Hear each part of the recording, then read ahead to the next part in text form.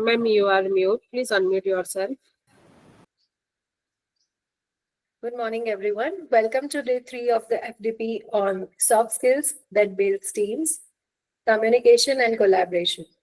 On day 1 and day 2, we talked about what are the secrets of elite teams or high performing teams. And on the second day, we talked about why don't teams pick up? What are the factors that cause people to go into the two ends of the spectrum, either the silence or the violence?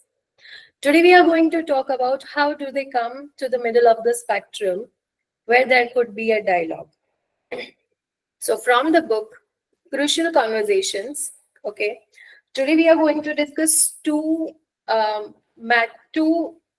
strategies, the state method. But before we go into the state method, we need to know the components of the state method. So in the first half, we will be discussing the stories, and in the second half, we will be discussing the state method. Today's session could go a little bit over the time because the strategies need to be explained with examples. So just letting you know that in advance. Okay.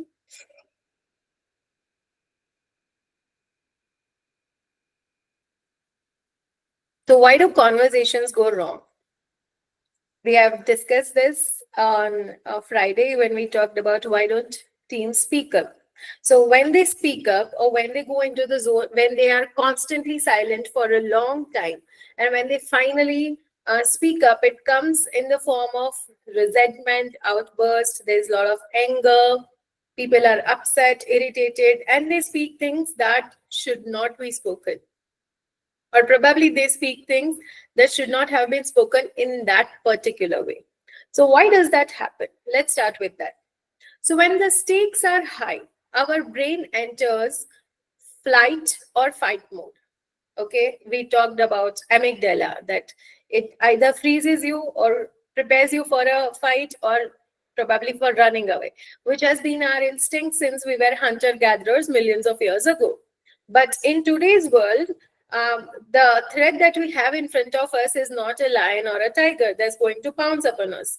But our amygdala has been conditioned to go into the fight or flight mode the moment we feel a little bit threatened. We start becoming defensive, which is not the right way to go about in a civilized world, especially if you are someone who aims to be an influential leader. So when the brain goes into fight or flight mode, it leads to either silence, that is withdrawal, you don't speak up, you sulk in a corner without the other person even knowing about it, or you go into violence, verbal aggression. Okay, we stop listening and we start defending. So when we start defending from instead of listening to what the other person is saying and giving counter arguments which are based on facts rather than the emotions, that is when we go defensive. So tone and the delivery matter more than the content. The words that you say can be said in a lot of different ways. The body language of the person speaking it, their tone, it matters a lot more than what is actually said. As all of us know that communication skills, the words just matter 7%. 35% is tone and the rest of it is your body language.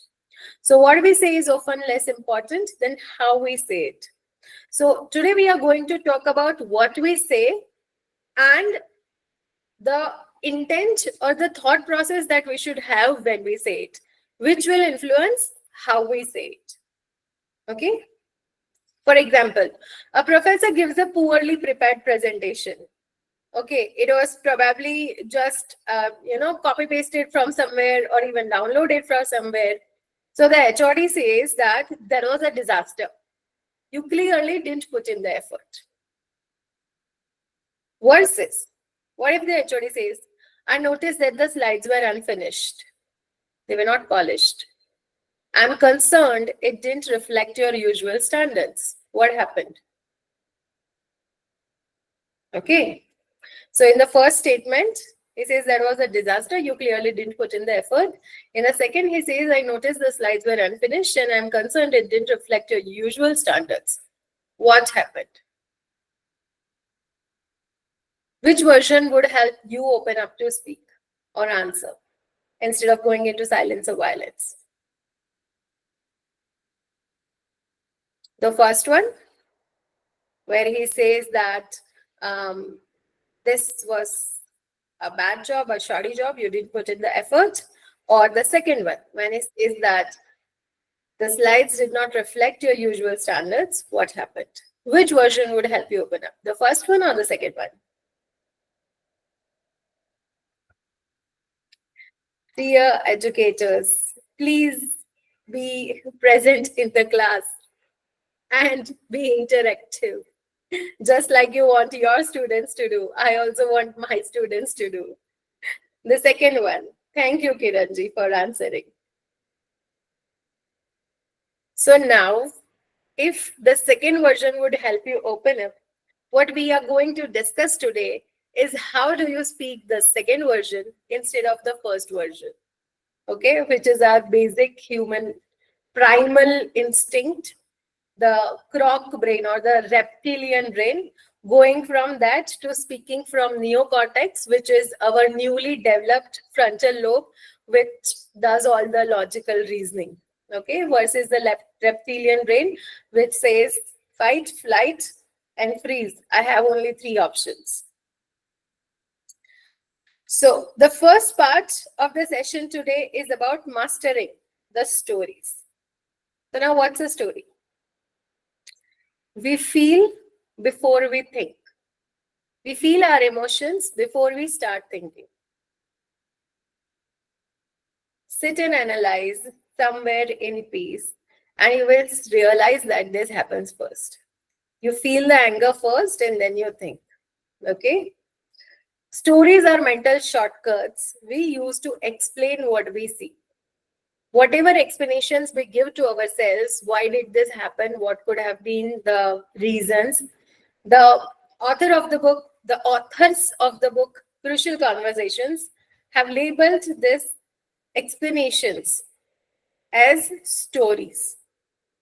Our emotions stem from stories, not the fact themselves. Okay. So one example that I would like to share here is something that happened when I newly shifted in the place where I am staying. I was told that in the last lane, there's a lady who has 3 dogs, and she keeps them open outside her house, so those dogs bite children. And a year ago, a 5-year-old girl was bitten by the dog. So don't allow your daughter to go into that lane, and don't go into the last lane. The people there are not good. This is what I was told by people in my colony when I newly shifted. 1 year later, someone told me, the mother of the daughter who was bitten, that her dog did bite my daughter, but she was the one who helped first. All the other children playing with her were just standing. They didn't even come to inform. She rushed with my daughter to my home, and then she accompanied me to the doctor. And then my husband, who's a dog lover, taught my daughter how to befriend the dogs. And now my daughter is a friend of all the dogs in the colony. She said that people wanted me to complain that her dog has bitten, so she should get rid of those dogs. But I know that she is someone who cannot conceive. And these dogs are her children for her. She is their mother. How could I ask her to say that get rid of your children? After 1 year, someone gives me a completely different perspective of the same story. The first story, you feel angry, irritated. Oh my God, what is she doing? What kind of woman is she? The second story, acceptance. It's okay. We'll not go there. We'll ensure that the children don't go there. So these are the stories. They stem from the emotions that we feel. In the first story, you feel angry. Oh my God, how could there be an unreasonable person like this living here? In the second, you feel empathy for that person, sympathy at least, that on a humanity basis, you should not be asking that person to get rid of the dogs. Okay? So the facts still remain the same. There's a lady with 3 dogs and her dog bit a child a year ago. But the stories that are built around it, yeah, you should see both sides of the coin. But sometimes what happens in heat of the moment, you don't have that clarity, right? Then you go and see both sides of the stories. Now you want to see both sides of the story, but the other person does not want to. What do you do then? A dialogue is between two parties, right? What if both of them have not attended this session? Then what do you do? That's what we are going to discuss. So our brain fills whatever gaps are there, and we assume that the person is a bad person or a good person or a weak person or a poor person or a lazy person or a manipulative person. All of these are assumptions and very strong emotions. Any set of facts can be used to tell infinite number of stories. Okay. So now which story you choose to tell, how do you choose that?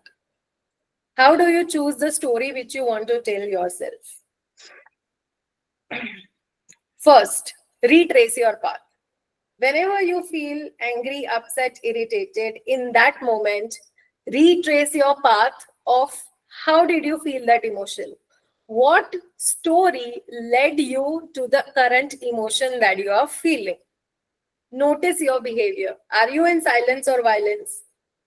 What are the cues? Now you can't go on analyzing it every second of the day. Okay, you would stop working as a functional human being if you start judging each and every thought that you have. We have more than 60,000 thoughts in a day. You can't go judging each of them. So notice your behavior. When should you notice your behavior? What are the cues to notice your behavior? Bad results. So whatever result you have got or whatever situation you are in, you do not like that. You are not happy with it. That is a cue where you should start this process of retracing your path. Second, you are experiencing a tough emotion, either angry or frustrated or hurt or upset or irritated, or any such strong negative emotion. These are the cues where you should notice what your behavior is. Okay? The process of retracing your path should start when one of these two cues is present. Otherwise, carry on with your life. Okay? You don't need to do this process every time. But when either of this happens, when there's even a slight irritation and you realize it, retrace your path. What made you irritated? Stop and consider how others would see the action that you are doing right now. When you are irritated, you are probably scowling with your face. Not all of us have poker faces. Or your body is reacting in a certain way. You suddenly go in the front and now you are ready to fight it out. You know, that's instinct. You start going closer to that person because if you are in a fight mode, what's happening? What's happening with your body language? What's happening with your tone? Is your voice rising? Something of that sort. Notice your behavior. That's the first step. Next, put your feelings into words. For this, take time to precisely articulate what you are feeling. Everything in life cannot be anger. There is something called irritation. There is something called frustration. There is something called being disappointed, being upset. There are a lot of different emotions. So expand your emotional vocabulary, learn what is each emotion, and then in those situations, try to feel what emotion you are feeling. Try to articulate it. Try to bring it into word. Are you feeling jealousy or are you feeling anger? Are you jealous because someone else was given importance? Then that is called jealousy. It's not called anger. Now, when you try to name that emotion, from being a hostage or a victim of that emotion, you shift to the observer of that emotion. Because now it's not you who are angry. It's just that you have that, it's just that you are feeling that emotion of anger. So Dhara is no longer an angry person. Dhara is feeling the emotion of anger in that particular moment. There's a distance between your identity and the emotion. That's your second step. First, notice how you are behaving. The moment you notice it, you will bring most of things under control. Second, put your feelings into words. What is the exact feeling you are feeling in that moment? Articulate it. So this will help you, one, understand what you're feeling, and second, move you a little bit away that this is your emotion and this is not you. Because when does this happen mostly is when our ego comes into play. How dare he do that to me, or how dare he tell me? So when you start articulating your emotion, you distance yourself a bit from that. Step 3, analyze your stories. Now, once you have noticed your behavior and understood what emotion you are feeling, analyze why you are feeling it. What was the explanation that you came up with? What were the thoughts that formulated in your mind to be able to reach to that feeling of jealousy? What story must I be telling to create this emotion? Ask yourself. What story is creating these emotions? Ask, and once you know the story, which you will, the more you practice this, the more you will, start being able to find out what your stories are. Ask if this is the right feeling in the given circumstances. If you are sitting in your staff room, or if we are in a classroom, in your professional workplace, if you are in the living room with your family, which is supposed to be joyous and a happy place or a safe place for you and your family, is this the right feeling in the given circumstances? If your brother or sister, if your parents are constantly comparing you with your siblings, you will feel jealous the moment they get a raise, or they buy a new house, or they buy a new car, even for that matter, or a neighbor buys a car. That is also a reason of jealousy. So is that the right feeling in the given circumstances? Next, challenge that your story is true. Your story might not be true, because as we saw, when you have a set of facts, any set of facts can be used to tell infinite number of stories. Okay, so your story is not the only one set of story. There are a lot of other stories that could be formed. So like the example that I gave of a woman with 3 dogs, a dog that bit the child. With this set of facts, a lot of stories could be formed. Okay, so challenge your story that your story might not be true. Notice your behavior, put your feelings into words, analyze your stories. Now separate the facts from stories. What are the facts and what are the gaps that you have filled on your own? Stories can seem like facts, that she is an unreasonable woman who does not understand that there are kids playing in the society and she has put dogs outside her house. But that is not a fact. She is an unreasonable woman is something that you have filled in with the gaps. And she does not care for children of the society is also something that you have filled in with gaps. That's not a fact. So stories can seem like facts. Separate facts from your interpretation. All the hot terms which express judgment and create strong emotions, scowl, sarcastic, misogynist, uncaring, all these kind of words are something that we have filled in the stories. They are not facts. So what are the facts that contradict my story?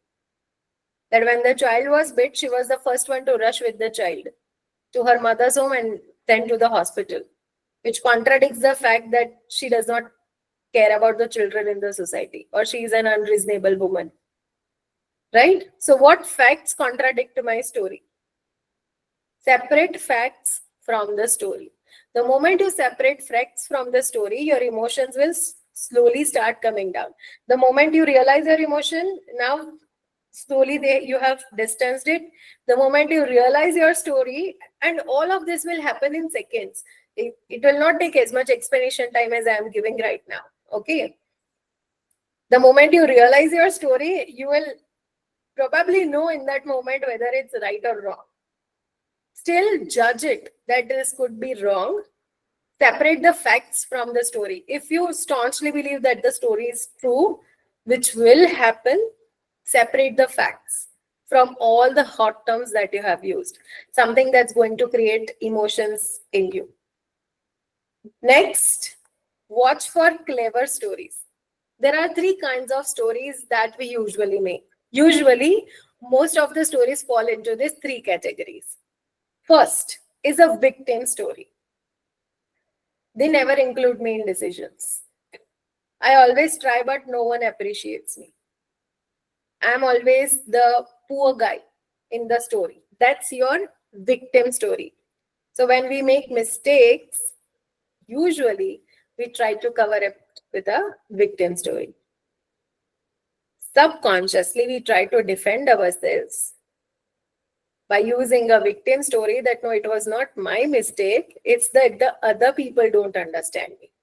Though in our heart of hearts, we know that the galti to meri thi, the mistake was mine. It filters out our role, exaggerates our innocence, and we like that story. Okay. So the most, what should I say, usual problems that happen in this era when husband and wife both are working, like my biggest problem with my husband was he does not give me time at home. Okay, that had always been my victim story. He does not love me. He does not respect me, especially because of motherhood when I had to leave my job. And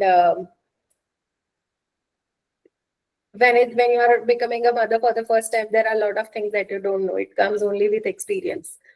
You don't know how to deal with a lot of physical, mental, emotional stuff, lack of identity, because now there's no projects, nothing to work on, no lectures, and all of a sudden you have a child that just keeps crying. There's no logic, no reason, like my students have in the class. I can talk to my students, I can talk to you and probably explain to you. Mature people, immature kids I had never worked with. So I was the victim in that story. Because I became a mother, men do not understand. All are these kind of explanations that I used to give to myself in that era. Victim story. Now, when you feel that the other person has made a mistake, it becomes a villain story. He's just a control freak. My boss is always selfish. They don't care about the team. Some people even villainize entire groups. All bosses are like that. All women, what do we say that? All women cannot keep secrets and all men are cheaters. No, the vice versa is also true. I know of men who cannot keep secrets and I know of women who cheat on their spouses. So villainizing entire groups, entire communities, entire religions, entire race, all Asians, all Americans are like that. Only Asian parents are good because they pay for what do we say? They start saving for college fees of their kids. American parents kick out their children at the age of 18. It's not true for all American parents. There are American parents who have money and pay for the fees of their kids, that too for Ivy colleges. So it's not like they don't do that. But how do we villainize the entire communities? That's a villain story.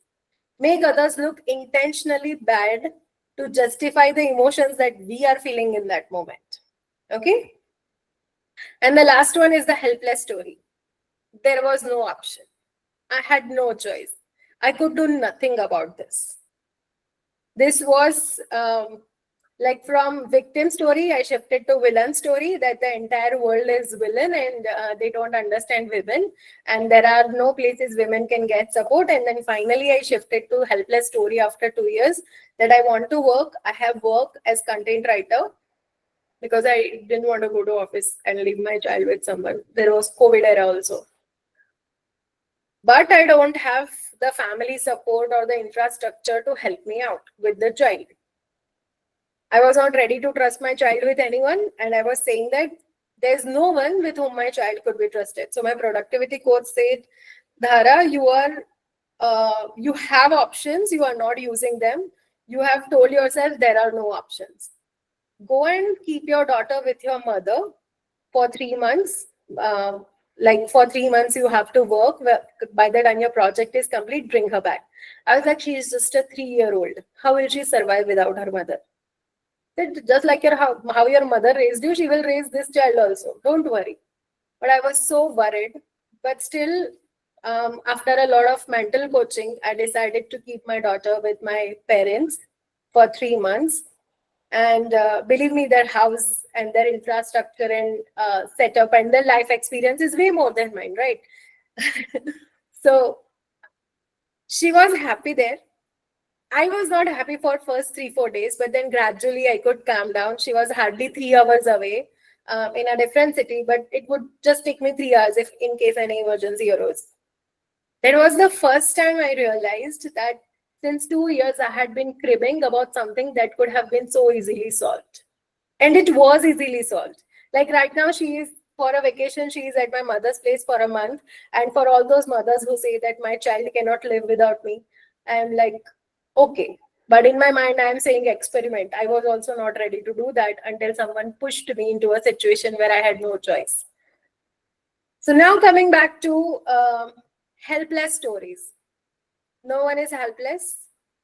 All the facts have a lot of stories to form around. It's just that the viewpoint from where you are standing, you feel you are helpless.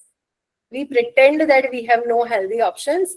In the back of mind, we know that there are options. And if you don't see any option, write the set of your facts in ChatGPT and ask what are my options. It will give you a set of options. Okay. I have done this when there was a possibility of conflict with a neighbor. I wrote down the entire conflict in length and said, what should I do? It gave me 3 steps. Then I said, if this does not work, then it gave me more 3 steps. And if this does not work, it gave me 10 options with varying degrees of what to do. And we solved it right at the first step only. My husband and I had a long discussion, and then we have good relations with that neighbor. We have good relations with the person who had a problem, and the matter was solved in just 10 minutes, although it took us 2 to 3 hours of pre-discussion to solve it. Okay, that happens. It is possible. If you think you can't think on your own and it's a problem that you can't share with everyone, share it with AI, find out options. So retracing our path, you start with notice your behavior, put your feelings into words, analyze your stories, separate facts from the story, find out if you are not using a clever story. Are you using a victim villain or a helpless story? What is your kind of story that you are giving? Okay. Why do we tell these clever stories? First reason is that is actually reality, which happens in very little cases. Most of the times it is to justify our actions. I became angry because blah, blah, blah, blah, blah, blah, blah. And that's the story that we are stuck with. Sellouts. We also tell clever stories because we are sold out. That means our inner conscious believes that you should do something, you should speak something, but outside you don't. And that is why you give yourself a huge long justification, which is made up of half facts and half baked story. Okay, so that is called sellouts. So when you are looking at your stories, also look out for what is that sellout which is prompting you to create this entire story. You were watching Netflix yesterday night, and that is why you didn't complete your PPT. And now that you have shoddily created slides somehow on the way to college, you say that college is giving me a lot of work. My HOD has crazy expectations from me. These people are working me to death. But inside your mind, you should know that yesterday, if you hadn't watched Netflix for 2 hours, you could have made an amazing presentation because that's your skill level. This does happen in reality. Okay. So what are your sellouts? Think of that. Now we go to the second part of mastering the story. Once you are aware, you have retraced your path about what the story is, rewrite your story. Focus on your accountability and forward movement. What do I really want in this situation? Now, you know what story is there. You know what your sellout is there. Knowing it is already half job done. Now the second half is changing your story. So how do you change your story? Find out what I really want in this situation. So what do you really want? You wanted praise from the HOD, but then you didn't work for it. And now he has told that you have not done your work well. So what should I do right now to move toward what I really want? So you apologize for your mistake, give that explanation. And if you feel that explanation cannot be given, then don't badmouth boss, but moving forward, take care. Okay? When you know the story, now if it's something where you actually have to give the presentation again, then it's your job to take care of all the points that you have actually missed. Turn victims into actors. Like what I am pretending not to notice about my role. Am I pretending that I didn't watch Netflix last night and I was working very hard at home to balance my family and work? Or if there was a problem, let's say in a meeting, you were supposed to give a presentation half and half with a colleague, but that colleague overtook your presentation and covered a lot of slides which were actually yours. And whenever any question or doubt was asked, for your part of the slides also, he or she was answering. You didn't speak up that time, but you felt a lot of resentment. And after the presentation was over, you looked at him and said, you are just like that. Or you gave that eye roll or that sarcastic face like this. But when you look at your story, were you silently complicit? Did you speak up at that time? That just a moment, I will answer this question. Or hey, I'll take over the slides from here. Did you say that at that point? That is what you need to think of.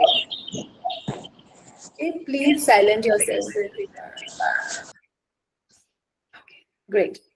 So tell the rest of the story. Turn victims into actors. So if you believe that you are a victim, think of what you are acting about. Turn villains into humans. So if the other person is not a monster, if he is not Ravan or Kans, then why would a reasonable, rational person do this? Your boss is obviously not a demon. So why would he do this as a human being? Relax our absolute certainty of their guilt. When we are absolutely certain that the other person is wrong, relax that for long enough to allow dialogue. If you talk to the other person with absolute certainty in your mind that the other person is wrong, you will not be able to open your mind to probably a new explanation that they are giving and discover their genuine motives. Okay? So turn villain into humans. So relax your mind enough. Allow them to give an explanation, not just outside, inside your mind also. Keep your mind open that maybe they might not be guilty. And when you are helpless, if your story is that of a helpless story, what do I really want for myself, others, and the relationship? Think of that. When you think of your end goals, then probably your paths would open up. And that would happen when you ask, what should I do right now to move toward what I really want? Okay. And for these situations, when you feel that there's a block and you are stuck and you don't have options, use AI of your choice. Use AI of your choice to get options. Okay. In today's world, you can't claim that I discussed it with people, but no options cropped up. If it's a problem that you feel you cannot share with others, find out your answers yourself. But you can't go with the helpless story. Now, doing all this, mastering your story in a situation where you are angry, irritated, would take a lot of focus, concentration, and humility.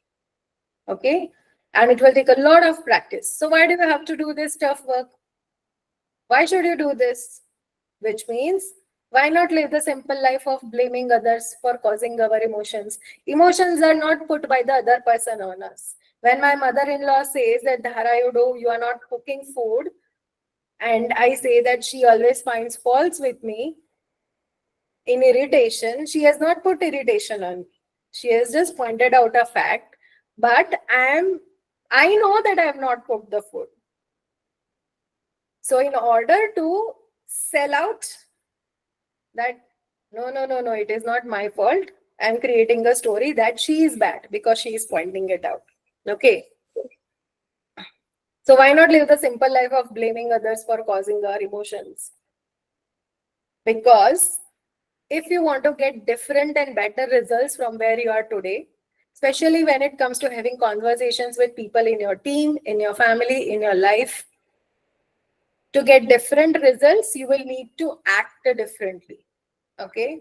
And you cannot act differently unless you feel differently, because your emotions cause your actions and your actions cause your results. Now, to feel differently, to have different emotions, your beliefs have to change. So how do you change your beliefs? Your beliefs are your stories. That a poor person would have to struggle always. A middle class people always struggle very hard to earn money. No, they don't always struggle very hard to earn money. They don't know investment principles good enough, or they don't have the habit of investing. They did rather save a penny instead of thinking, how do we generate new sources of income? So that's not a problem that middle class people can't earn money. It's just that they don't know the alternate ways of it, which rich people know. So master your story, master your beliefs. When you change your beliefs, you will feel differently, you will act differently, and you will get different results. Okay? Take ownership of the emotional charge that you bring to the conversation. Only when you take ownership of that emotional charge, then you can master your stories. So that's the end of the first part of the session. Okay? Any questions you have so far related to stories? Because when you know clearly how you can change your story, only then we can go to the second part, that is state the method, where once you change your mindset, only then you will be able to speak up those things which are talked about in state method. So changing your mindset is mastering your story. And this is about changing your mindset. Okay, so clear about changing your mindset. If you have any questions, if you want to share anything, this is the time to do that.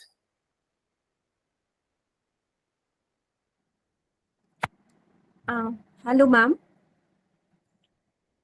Hello, Dhara ji. I wanted to yeah. Am I audible? Yeah. Okay. Yeah. I wanted to just clarify myself that am I understanding right? Right now, till now, whatever I had heard from you, so I come to a conclusion that we have to increase our communication. Is it so? We should be open. Every part we have to hear. We should be very open to a communication. और हमें हर जगह जाना चाहिए, सुनना चाहिए बातें. क्या इसी से ही from this point of view only we can change our stories? No. What I mean here is changing your emotion about a story. So let's say when we talked about in the first 2 days, for any situation where there's a high stake conversation or a crucial conversation, either people go into silence or they go into violence. The midpoint of it is dialogue. If you don't speak up, that issue will not resolve. So how do you speak up? So how do you speak up is the state method, which we will discuss now. But before you speak up, if you don't change your mindset, if you don't master your story, what happens is you will just be saying those sentences in a tone that is sarcastic, demeaning, or frustrated, and then probably you will not get the result you want. So this part is about changing your mindset or changing the belief that you have, at least when you are very sure that the other person is a bad person or I am a victim of the situation. It is about opening your mindset enough to give a chance to the other person to explain and maybe change your belief. Okay, so open yourself up to possibilities so that when conversations happen, you are okay with taking a new possibility. Otherwise, when you are not open with your mind, the state method is not going to work. Yeah, but actually, just as you had said an example of dog bite, it took nearly 1 year to change your mindset. Not your anyone Yeah, XYZ. because It it took took her nearly yeah, 1 year it took to me change the 1 year mindset. because Yeah. this was really not a big issue for me. So I Huh. never thought of paying attention to it. And as I said, I was new when they called me. So, and I'm an introvert person. I anyways don't mingle in kitty parties and stuff like Yeah, that. yeah, exactly. So, Me same here, so ma'am. that is why it The, took me the 1 year. topic, I Yeah, wanted it took to. me 1 year because not because I was finding answers and it took me 1 year, Huh. but after 1 year, Coincidentally, you went someone there and you suddenly talked said, to her. Yeah, yeah. so this was just an example that I wanted to share, but this Huh. example has always stayed in my mind because 1 year back when someone was talking about that Huh. lady, they Yeah. told it to me with a lot of emotion that this Hmm. person is bad and but I hadn't seen her and Hmm. I still don't know her. But it's just Yeah. that how the same set of facts can tell different stories. This was just an example. Okay, so if you are actually looking for solving a problem, like if I had a problem with that lady, I would not it would not have taken 1 year. I would have solved it within a week, like I did with my neighbor. Okay. Huh. So But I'm not saying yeah, you should take 1 year. no, ma'am. No, not actually that, ma'am. I wanted to little bit. I wanted to be beneficial from this FDP. Personally, I wanted to get benefit. That's why maybe the question, whatever I'm asking, it would be some personal. But however, if I find some path, then it would be So, good for me. so That's why please I'm ask that asking. at the end of the session. Okay, so I'll stay there, but at least others can leave. That time I'll answer your question as well, even if Okay, it's okay, okay. okay. No problem. Huh. Yes, yes, yes. So moving on to the second part of the session. So now that you know well about stories, this would be very easy. State method is now once you have changed your story, how do you speak it out? How do you open that dialogue? Now, the prerequisite of it is first, you have to change your story. Second is safety. You have to create an environment where the other person feels safe to open up. How do you do that? Well, like when do people feel unsafe? Or when they start getting defensive? When you actually have a bad intent towards them, when you actually believe they are bad, or that person is jealous or uncooperative. So when you change your story, you open your mind to a possibility that maybe they are not bad. So that will change your body language. That will also change your aura and probably the feelings that you project. Whether you believe in telepathy or not, at least you can believe in body language. And if you're someone who believes in the fact that we do project our thoughts in the outside world and there's something called telepathy, then when you talk to them, because usually we don't have crucial conversations with people we don't know, like their partners, their colleagues, their family members, your thoughts are projected somewhere. The other person can feel that you have a bad intention towards them, or probably you believe bad things about them. Okay, so they have misunderstood your good intent. In that case, you can put down your tone a little bit, make yourself open in terms of body language. And if you have a bad intent towards them, then you need to go and master your story and open yourself up. Okay, so what are the conditions for safety where a dialogue can happen? You care about their concerns. So there's a mutual purpose of reaching a place where you have good relations, or probably if it's a project you're working on and the project becomes well, or if you want, probably preparing timetables, then your purpose is that the timetable gets resolved and everyone gets the semesters and the workload and the timings of the class that they want, something of that sort. So you care about what their concerns are.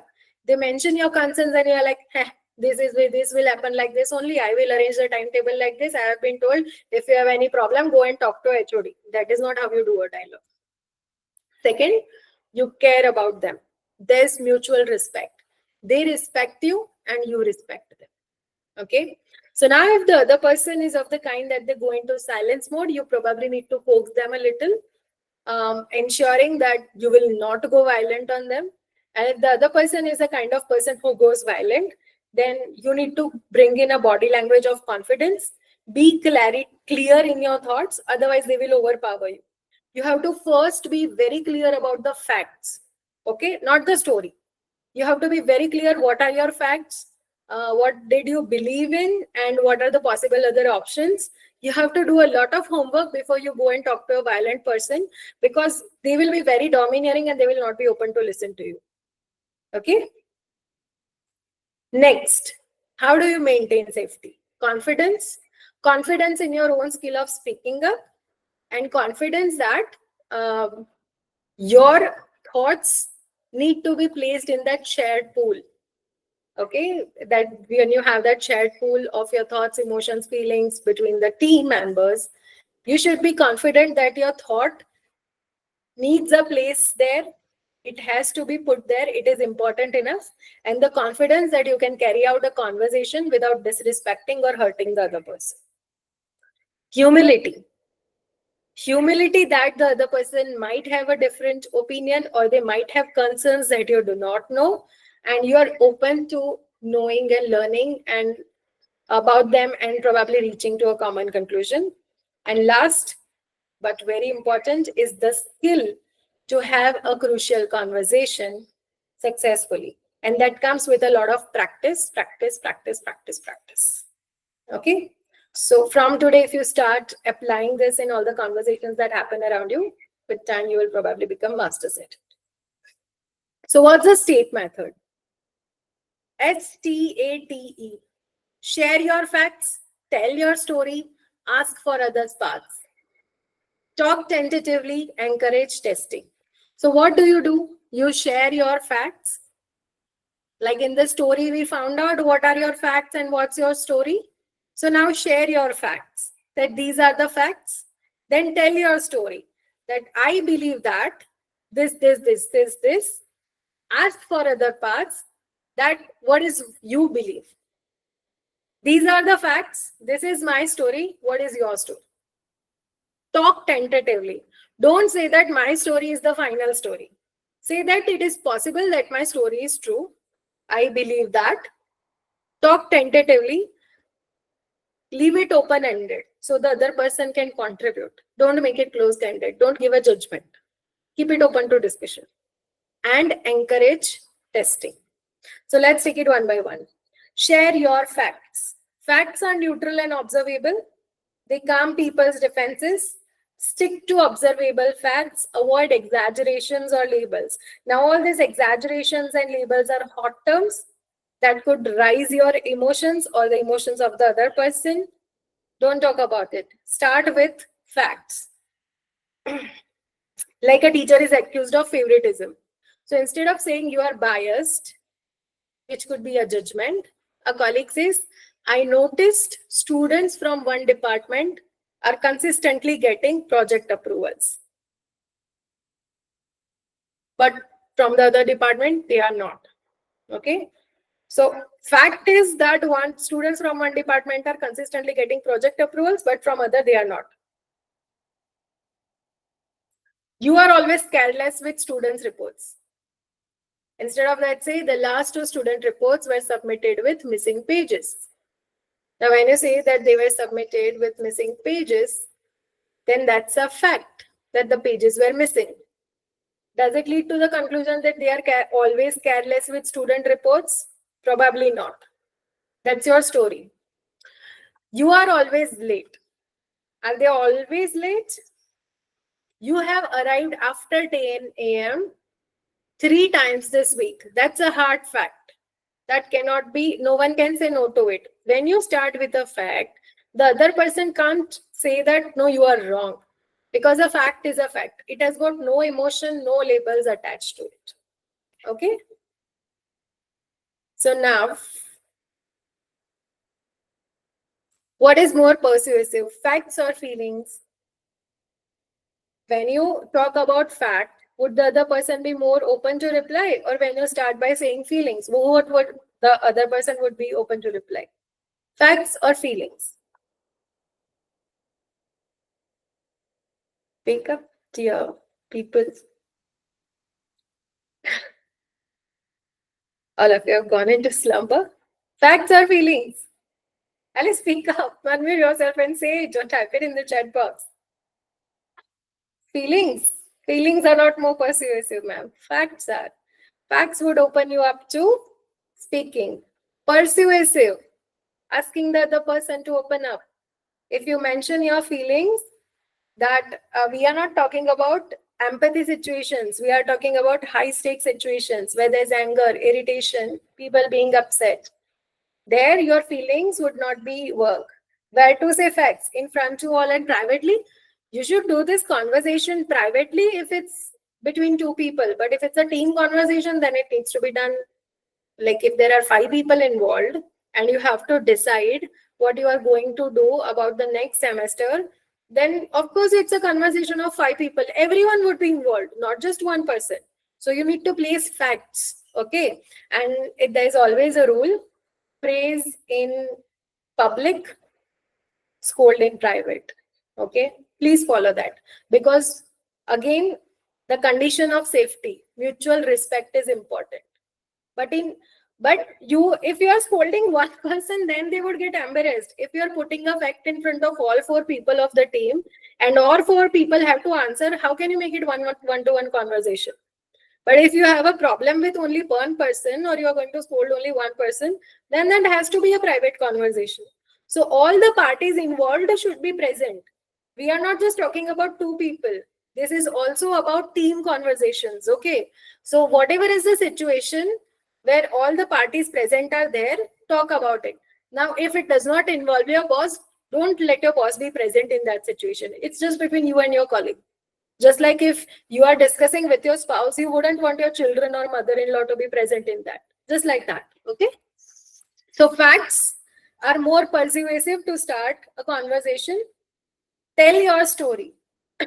I noticed this, that's the fact, and I'm beginning to wonder if, and then tell your possible story. So once facts are shared, explain their impact on you without blaming the other person, that this is what I feel. Use I statements and add a possible story. For example, I noticed that your student work was delayed. Now this is a fact, that the deadline is gone, you have not submitted it. I'm starting to worry that you are overwhelmed. Instead of saying you are overwhelmed, you make it a possibility. Okay? I'm concerned deadlines are being missed. Because they are being missed. The deadline was 12. It's 14. You have not given your work. I wonder if something's going on. Instead of asking that, have you become lazy? Is your personal life being affected? You open it up to a conversation. Okay? So, how does this feel different from saying you are irresponsible? Instead of saying you are irresponsible, when you say that I have a concern that maybe something is going on, it opens people to give answer. When you say you are irresponsible, the other person will say, no, I am not, or they will remain silent depending on your hierarchy of authority.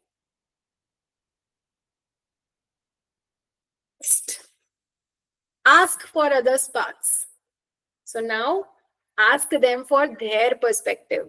You said the facts, you gave your perspective that this is a possibility. Now ask them for their side of the story. Invite others to share their perspective. This keeps it collaborative. Show curiosity, not judgment, by asking open-ended questions.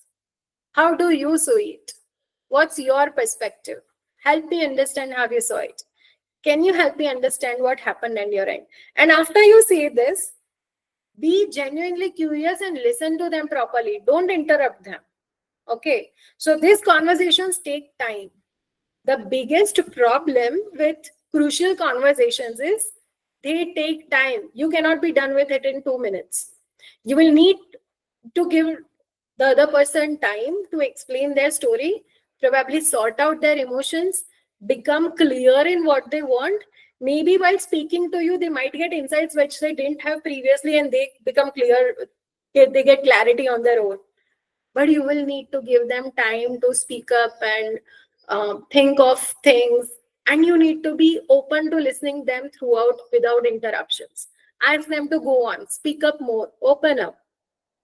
You can't just listen to them for 30 seconds and say, okay, done, I have finished STA and now I am moving forward. No, it does not work that way. Take out time and then do these conversations. Okay, this can't be done in a jiffy, because in a jiffy, only what happens is emotions. You can't have your neocortex working when it comes to fast things. Faster decisions are always taken fight, flight, freeze. Neocortex, logical reasoning takes time. So I sense you didn't agree with the final decision. I sense is again giving an option. Maybe you don't agree with the final decision. So what's your view? So now that opens up the other person telling their view. So what word shows up when someone truly listens to you? So when someone is truly listening to you, what do you feel? You feel cared for. You feel that probably they have concern for you. And your emotions would also go down when someone truly listens to you. Okay. Next is, how do you do that? Talk tentatively. Tentative is possibility, maybe, not sure. So tell our story as a story and not as a hard fact. Avoid absolutes. Always, never, you never do this, you always do this. Don't say that. Speak with confidence, but not certainty. Use I think, it seems, I wonder. Don't use a rigid or accusatory tone. This reduces defensiveness. But at the same time, don't begin with a complete disclaimer that I could be wrong. This can be said, but then your tone has to be confident. Okay. If you say I could be wrong, but this, if the other person has more authority, they will say, no, you are wrong. You're right, you are wrong. This is a wrong statement. And your discussion ends there. Call me crazy, but I feel that, no, don't start with that. Okay. Especially when the other person has higher authority or a tendency to go violent. Be humble and open, not uncertain. Because when you're uncertain, your body language goes uncertain. So that's why one of the requirements of state methods as we started was confidence. Okay. If you are not confident, this conversation cannot happen. The dialogue will be cut off by the other person. So change by saying that the fact is to, in my opinion. Everyone knows that you don't work. Instead of saying that, I believe that your contribution to the work is not at par, something of that sort. The only way to do this is, or I am certain that this way would work, that's a stupid idea. Say, I don't think it will work. Don't say that it is stupid. You can't say such things directly. So which of this sounds safer to you? You always fight with others, or it seems like you are being aggressive right now? But your tone matters a lot in all of this, okay? Your body language and your tone. It seems like you're aggressive right now has to be said with confidence enough that they don't put down their aggression on you. Your body language and tone will matter. What I'm telling are statements. But the tone that accompanies those statements can be practiced only by you. It seems like in a polite but confident tone. Polite tone. If you're someone who's in the authority position, then you probably have to make the other person more secure. But if the person in front of you has higher authority, then you need to be confident. Depends on the situation. Okay. When you are talking to your boss, if you are not confident, they will cut you. And if you are the boss and you're talking to your junior, if you are too confident, your junior will not speak up only. Okay. The last is encourage testing. Invite disagreement respectfully. Like if you see this differently, I would really like to understand. Politely inviting disagreement. End it by making safe for disagreement. So when you end it that way, you give a chance to the other person to give their opinion, in even if it is different. So what should be your tone? Make it clear that no matter how controversial their ideas might be, you want to hear them. You are open to hearing them. And when you start listening, if you allow them to speak up, they'll gradually realize that you are allowing them to speak up, and they will start speaking up. Probably the first 3-4 sentences, they will try and test whether you genuinely want to listen. Once they get the confidence, the security that yes, you genuinely want to listen, that is when the real ideas will start coming up. So you need to be patient and listen. Like a team disagrees about a research deadline, that I think we should pause for clarity, but if there is something that I'm not saying, please share. Okay? So I think we should pause for clarity. Everyone's fighting. Someone saying the other day, take a pause. Say that we should pause for clarity, but if there is something that I'm not saying, please share. Then probably with this statement, you can start sharing one by one and everyone can listen. Okay, everyone in the team needs to develop good listening skills, otherwise the team will collapse. That's how it looks from my side. Do you see it differently? When you ask the question, do you see it differently? In a tone that allows people that, do you see it differently? Which means speak up. Instead of saying, do you see it differently? The answer would be, no, I agree with you. Your tone matters. And after that, once you have said your point, the other person has said their point, but then slowly you are not able to reach an agreement and you believe that you are right, the other person is wrong, and you start pushing hard. Just look for that moment, learn to look. The moment people start resisting you, they start becoming angry or upset, there's a change in the body language or tone of voice, come back to your clarity. Otherwise, the conversation will close down. Check your intent.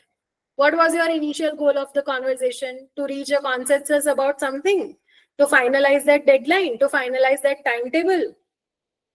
So if you really want to finalize that timetable, how should you behave? How would I behave if this is really what I want? So you need to remember that your end goal is not the ego massage. Your end goal is not proving yourself right. It is rather getting that timetable ready. Okay?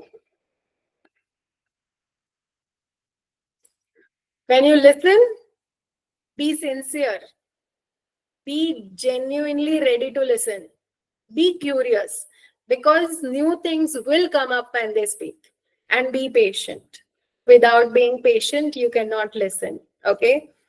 Because when you are speaking, when we talk, we are only thinking about what we should talk next. But when we are listening, we are not only listening, we are also analyzing. Okay? So you learn a lot more than when you listen than when you talk. That's what the book says. So before, if you say that you are wrong, after using state method, you can say, here's what I observed. I might be missing something too. Or this always happens with you. So I have noticed this has happened a few times. I did love to understand why, with the right body language and tone. You never listen. Say, I want to understand your side too. What's going on? That's how you rewrite those phrases.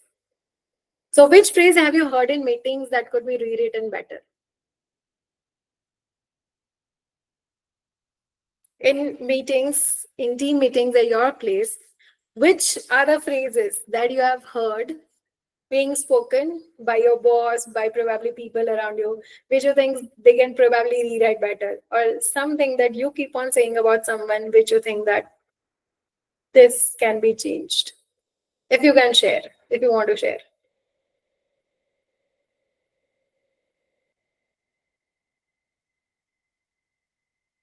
Anyone wants to share?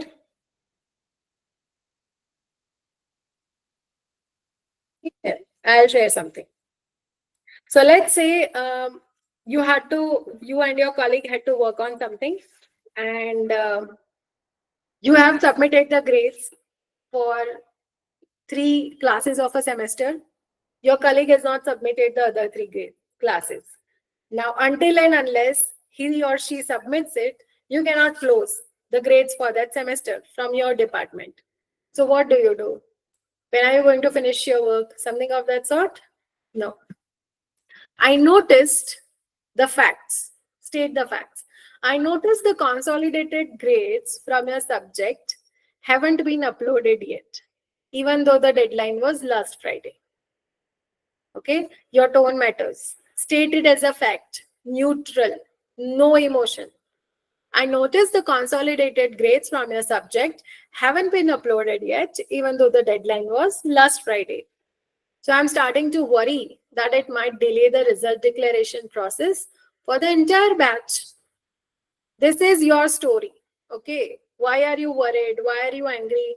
Because the final declaration, result declaration would go late. Or let's say your department has to submit it, other departments have to submit it. If you don't submit it today, then probably someone from the HOD or the principal's office is going to ask your department, why have you not done? So you can see that I'm starting to worry that we might be scolded, or we might get asked from the principal's office that when are we going to submit it? Could you share what's happening at your end? Now you are asking their story. I may not be seeing the full picture. Talk tentatively that maybe I am not aware of a few things, but please feel free to correct me or offer another view. So it might be possible that there are 1 or 2 students for which the marks are not complete, or probably the viva has not been done, or the project has not been submitted, and the teacher is waiting for them so that they don't have to mark them failed. And you are not aware of it because it's their class. So when you open this discussion saying that share what's happening at your end, or if there's another view, tell me. Or they might have already talked to the HOD that we will submit it after 3 more days, and they have already taken permission from principal's office, and you are not aware of it. And you are worried, but you have not spoken up to anyone, so no one has given you an explanation. That could also be a situation, and I've seen that happening in staff rooms a lot of time, that everything has been done by the other person, all required permissions have already been given, but it's just that all the other people involved in that process are not aware, and they are worried, and a lot of lack of communication causes a lot of problems. Okay, another situation. Now this is a classroom situation. Okay, someone is coming late to the class most of the time, every time, let's say. Fact, you have been coming into my class 10 to 15 minutes late every session this week. Now what's your problem? It is disrupting the flow of lecture. So I'm concerned it is disrupting the flow of lecture and affecting other students' focus.